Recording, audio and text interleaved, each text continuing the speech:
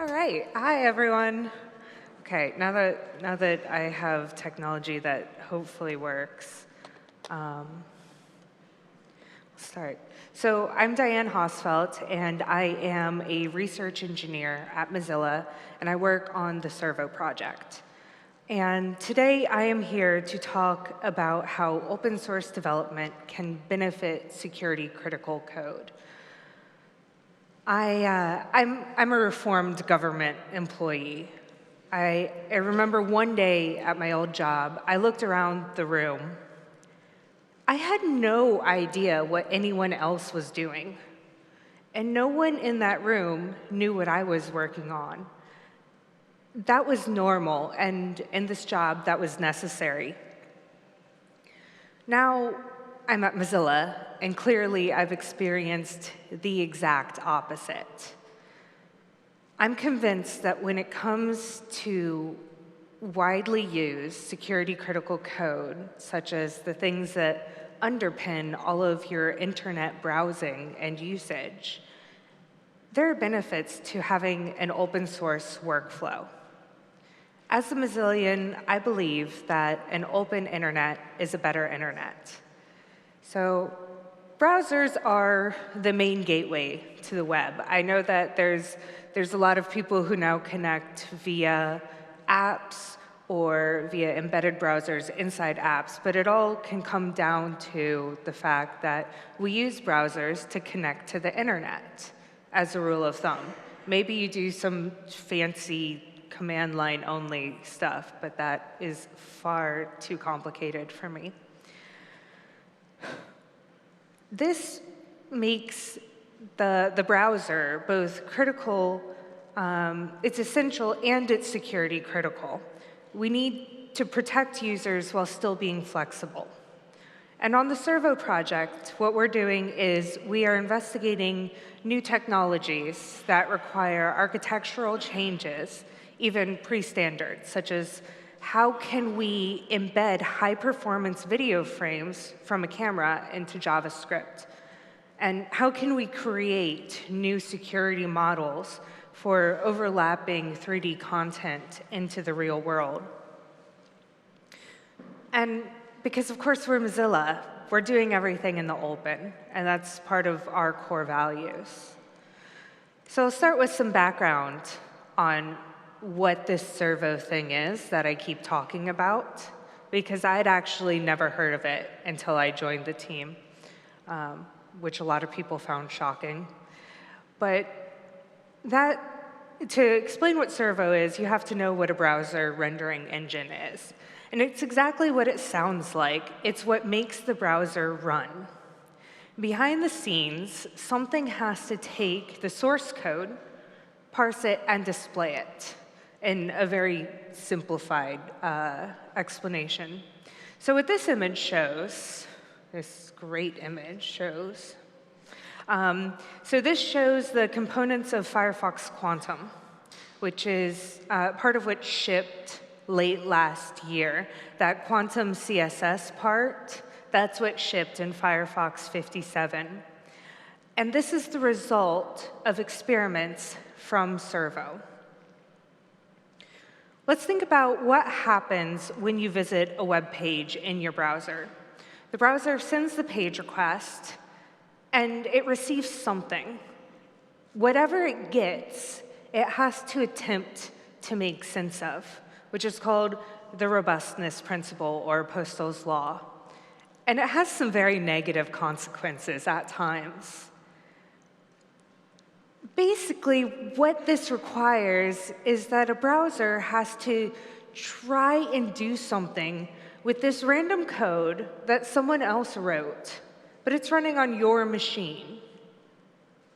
Even before considering things like privacy and secure banking, it's clear that browsers need to be flexible while still ensuring that you are secure and people aren't exfiltrating your bank routing data and taking all of your money, or whatever it is you don't want people to know about. So what is Servo? Servo is an experimental browser rendering engine, and it's written in a language called Rust. Rust is a modern systems programming language. Who here loves C? Yeah. OK, who here loves C++? All right, fewer hands, fair enough. Right, so who loves writing parallel code in C and C++? All right, somebody's lying. I do not believe you. What Rust does is it has certain memory safety guarantees. And it so happens that the mechanisms of the language that allow you to prevent use after freeze and double freeze and other terrible, horrible things that go wrong when you're doing manual memory management, this also prevents data races. This allows you to fearlessly program concurrent code. And generally speaking, if your Rust code compiles, it's going to work pretty well. Unless you've done something, unless you've done something weird and probably wrong, you're not going to segfault. There are no segfaults in Rust. It's great. It makes your life a lot easier once you get used to it. But anyways, so by writing a browser engine in Rust, what we're able to do is write highly parallel code that also prevents major causes of security vulnerabilities. Something like 60% of browser vulnerabilities in Firefox over the past decade or so. This is a statistic in my head. Don't quote me on it, please. Probably shouldn't say that on video. Are caused by memory vulnerabilities. They're very prevalent, and they are some of the most dangerous vulnerabilities that we encounter. So now, I know I've talked up Rust a lot, and I haven't even gotten to like our workflow, but Rust is not a magic solution to having perfect code. It's a tool, and it's a great tool, but it doesn't solve all of your problems for you. And we rely on a few underlying principles of open source code and the strength of our community to write secure, performant code.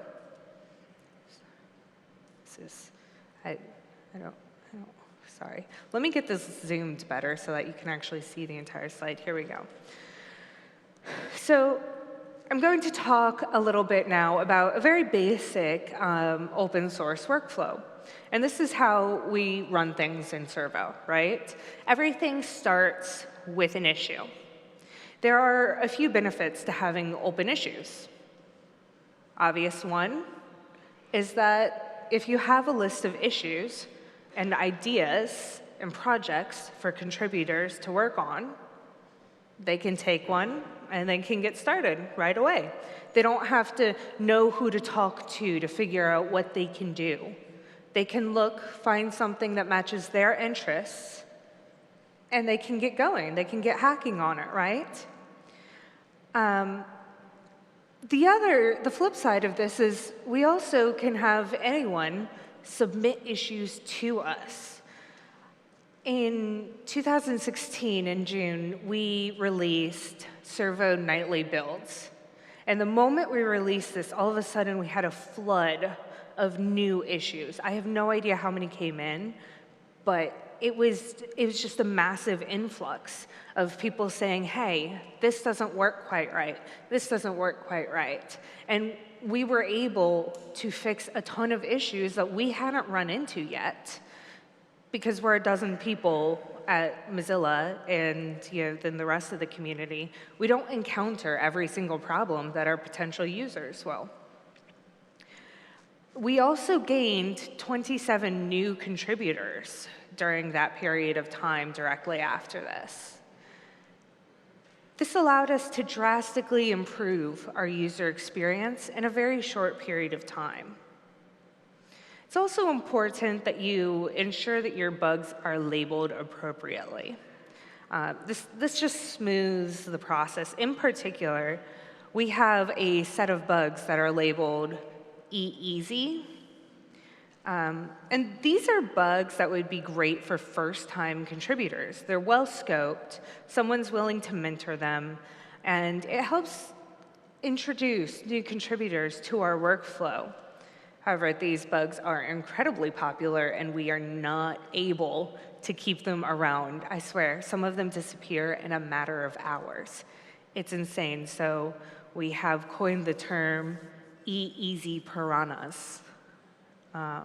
Because on Servo, we love memes. You'll see a little more about that in a few slides, I swear. From personal experience, working on an Eeasy bug, something that's well-scoped and easy to code, but allows you to figure out how the workflow actually works, it's really helpful. It makes contributing to open source much less daunting. I had never contributed to open source. I'd been programming for years, but I'd never contributed to anything that other people could see, right? And it's a little scary, especially, you don't want people to say bad things about your code. It's like, that's the worst thing in the world. Once you've claimed an issue, your first step, you need to fork the repository, work in your own branch.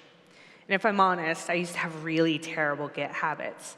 I would force push to master. I never forked anything. Didn't use branches. My history was an absolute disaster. Having something that's laid out like this has really improved my, my own development practices. Now, once you've convinced yourself that you've implemented the issue, you're going to open up a pull request. Once you've opened up your pull request, our friendly bots are going to greet you. They're going to say, hi, how are you doing? Someone will talk to you soon. And GitHub will assign a reviewer. And this is probably, I would say that reviewing is one of the two most important steps in this process. Just because your source code is open and available doesn't mean that anyone is actually going to read it. Who has ever had that feeling, oh, hey, I'm going to go read OpenSSL today? Great, yeah, it's great bedtime reading, right? That doesn't happen, right? The great thing about having reviews that are integrated into GitHub is it leaves a record of the particular design decisions and why we made these decisions, the process that we took to get there. Some PRs do generate a fair amount of conversation and discussion, and sometimes people feel very strongly about different designs. And it's good to have this record to look back on. When both the author and the reviewer are satisfied that your code is not going to do horrible, awful things, the changes are approved, and we move on to the rebase stage. The bots take over again, and they try to see if your code can be integrated with the current master. Now, obviously, you've been working on your code for a few weeks, and somebody's bit-rotted your branch. So you get to do my new favorite thing in the universe, rebasing. I always wondered why other people's commit messages were so much better than mine. I mean, most of my commits are, all right, I did a horrible, stupid thing, and now I'm fixing it. And everyone else's were, oh, look, I'm a genius. I've done everything in just a single commit. And so learning to rebase has really improved my self-confidence in myself when I'm like, hey, look at my great commit messages. Aren't these impressive? It's a personal victory, but it does actually have a purpose, right? When someone does git log, they need to actually see something meaningful if they're going to follow what's happening. So this is actually a really important step, is rebasing your commits, and of course, making sure that the bots can merge everything. Because you do not want humans merging, because humans do terrible things. Simultaneously, once you've submitted your pull request and once it's been approved, what we do is we try builds on different architectures, including running the test suites. If the tests don't pass, the code does not merge. What is the point of having code on your master branch that fails tests? You're just going to end up with failure fatigue. If things always fail, what's one more failure? Does it really matter?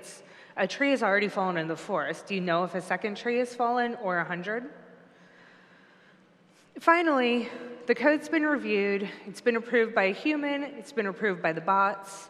It lands, and maybe you've just spit rotted somebody else's work, and it's a great success. That brings me to talking about our communities. What we have here is the Rust language logo. And does anyone want to guess what the other logo is? Yeah, that's Servo's logo. I told you, we are great at memes. The strength of both Rust and Servo is the community. In particular, there are two aspects that I'm going to highlight: the code of conduct and our global distribution. The numbers underneath the logos are the total number of contributors that we have on GitHub. These numbers, I think, are incredibly impressive, especially having over 2,000 people contribute to a language. I think that's incredibly impressive and something for the Rust language to be proud of. Security and open source projects requires more than just existing as open source. It requires an engaged community. You need different contributors. You need to be inclusive. You need to be responsive. And you need to have good coding and development practices. No one will want to bring up a bug to you if you have a history of being unpleasant to people who point out your mistakes. It's not a good way to include new contributors if they're afraid that you're going to tell them that they are stupid and they are wrong. One awesome thing about starting with Git is that it's easy. A lot of people already have GitHub accounts. It lowers the barrier to entry. You don't have to go to some random FTP server and know how to fetch the code and know how to build it all. You can just git clone, and everything works magically. And by lowering the bar of entry, we can expand our potential community. Communication matters. This is where our global diversity helps. We have core contributors in time zones across the globe. If someone submits a bug, you need to respond in a timely manner. Are you really going to submit an issue or a pull request if it languishes for 2 years before someone finally looks at it? You're just going to write that off and move on with your life. Discussing things, and if someone finds a vulnerability, you really need to respond in a timely manner. Discussing things in the open leaves a historical record, as I've mentioned before. Not only can it prevent reinventing the wheel, but it also helps the public understand the motivations between seemingly arbitrary decisions. When NIST held the competition to decide on a new crypto standard, AES, they were required to consult the crypto experts at NSA. The selected algorithm is a symmetric encryption algorithm called Rijndael. And a key component is the substitution box, the S box. An input comes into the S box, it's transmuted into some output. Now, the NSA reviewed this algorithm, and then mysteriously, all of the S boxes were changed. For years, people thought that the NSA was just trying to weaken AES. But what they'd actually done is they'd strengthened the S boxes against an attack called differential cryptanalysis. Obviously, the NSA had an interest in keeping their techniques classified, but they also wanted to strengthen the encryption standard. They have a dual mission.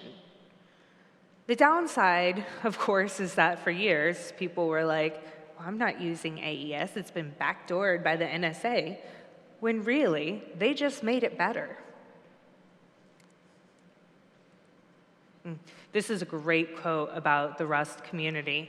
From, everyone tries out Rust, and then once you've tried Rust, you have to write a blog about trying Rust, because if you haven't blogged about trying Rust, have you tried Rust? You have not. The Rust community seems to be populated entirely by human beings. I have no idea how this was done. Well, it was done via a strict code of conduct. If you are unpleasant to other people, you are not welcome in the Rust community. So this brings us to one of the core discussions when we talk about open source code. Do more eyes lead to better code? I would argue yes. Firstly, it makes you accountable. No one wants to have their bad code in the public for everyone to see. And I've already mentioned reviewing, but that's an automatic second eyes, going over your code line by line, function by function. And it's so important. Graydon Hoare, who is the inventor of Rust, said you should automatically maintain a repository of code that always passes all of the tests. This helps you dissect, when you make an error, how do you figure it out? If your tests always fail, there's no way for you to look back and see, oh, this is where I went wrong. This also means making sure that you actually have tests. It doesn't, if you run your tests and they all pass, but your only test is can you print out hello world, you aren't actually testing anything. And I ran into this a little bit ago. There was a logic error that resulted in a critical security vulnerability a few years ago, and it was patched. But then during a code refactoring, it was reintroduced, because at the time that it was first patched, no one wrote a test for it. So it happened again, and now we have another critical vulnerability from this. In addition to this, it's also very important to have fuzzing. Ultimately, part of this comes down to the debate of which is better, open source or proprietary. Obviously, I'm a bit biased. However, in my last job, I do feel that many projects could have been improved if more people knew about them and were ready to help. I'm not saying that proprietary code is bad, but in my opinion, it should not underpin security, particularly in a web browser. And I'm also not saying that when you leave here, you should go and read OpenSSL's source code. But by starting with practices like mandatory code review from the beginning of a project, we can expect that more eyes will actually result in better code. But you say, what about things like shell shock? Shell shock existed in Bash for 25 years before it was discovered. And to talk about that, first, I'm going to reference an axiom that will be familiar to anyone who studied cryptography, and this is Kirchhoff's principle. A crypto system should be secure, even if everything about the system, except the key, is public knowledge. For example, let's consider the following crypto system. The first letter of every word of my message is my secret message. Now, this is great until you know this, and then everything falls apart. So are we worried that because our code is public, it's more vulnerable? Reverse engineering means that closed source binaries can be read, not as easily, it's certainly more obfuscated. But what is the difference, really, except that you can see our code, and security through obfuscation does not work, and it will never work. What if someone goes and writes a vulnerability on purpose? That's why we have reviews. And if it does sneak in, at least we have the history so that we can audit it and mitigate it. Now, one last problem I'll talk about is you do have to publish any fixes for vulnerabilities openly. And this can cause complications. Returning to the example of shell shock, the moment the bug was reported, hackers started exploiting it. Cloudflare reported seeing 10 to 15 attacks per second after they implemented mitigations and metrics. There are ways to work around this. If you think it's unlikely to be independently discovered, wait and just slip it into the next big release. That way, it'll be in with all of your other improvements, and it's just not as glaring alarm bells as it is if you release, this is a huge security vulnerability, update now or meet your doom. Sometimes that's unavoidable. But if you can't avoid it, do. These development concepts aren't new. By having an engaged and diverse community with transparent reviews, we can achieve a high standard of code quality in a large and complex project. And to finish up, I have a success story. Who here knows about OpenSSL? I've mentioned it like 5 times, so this should be all of you. All right, yeah, we're done. That's good. OpenSSL is the most widely used open source implementation of cryptography and the TLS protocol. It's been around since about 1998. In the past, the code base was not known to be friendly. In fact, I once took an exam that required tracing and analyzing some OpenSSL code, and it was the hardest part of the exam. This year, the OpenSSL team won the Levchin Prize for contributions for real-world cryptography. Specifically, they won for drastic improvements to the code quality of OpenSSL. And while accepting the prize, Matt Caswell cited their efforts to build a strong, more engaged community as key to their success and ongoing progress. Today, OpenSSL has over 300 contributors on GitHub. Prior to 2016, there were only 56. And according to GitHub Insights, there were only 6 contributors until 2012. This is an amazing accomplishment and one that really does benefit everyone. And I would encourage everyone to look at how you can open your code.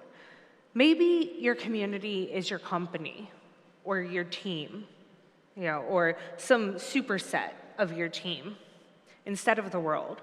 Not all projects can be public.